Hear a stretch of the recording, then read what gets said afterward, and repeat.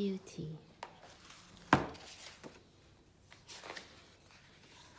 Long ago, there lived the king and queen who gave birth to a beautiful baby girl named Rose. The king could not contain his joy.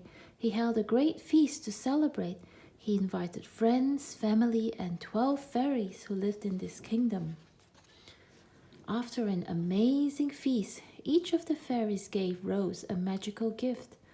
The first fairy gave her the gift of kindness. The second fairy gave her the gift of beauty, and the third, the gift of intelligence. As the 12th fairy was about to give her gift, the party was interrupted by the arrival of the 13th fairy. The 13th fairy was angry that she had not been invited. Everyone had forgotten her because she had not left her tower in years.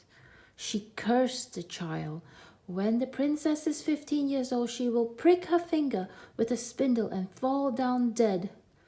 The king and queen fell to the floor sobbing.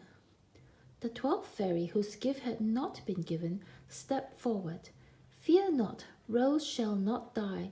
Instead, she will fall into a deep sleep lasting 100 years and will be woken by a true love's kiss. Over the years, the promises of the fairies came true. Rose grew to be kind, beautiful, and clever.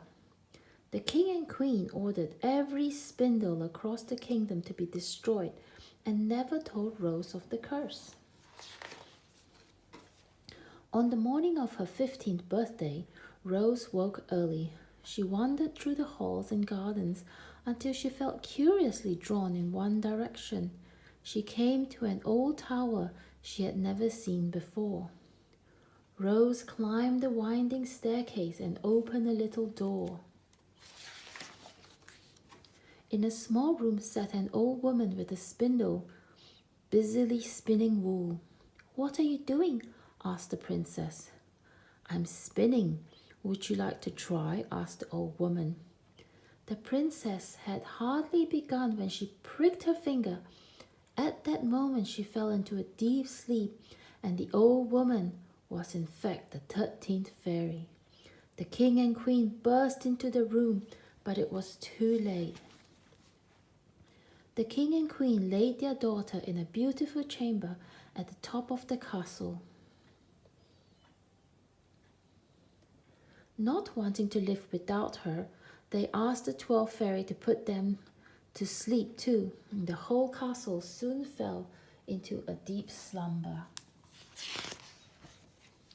A thick hedge of roses grew around the castle until it was completely hidden from the outside world. The legend of the Sleeping Beauty spread across the land.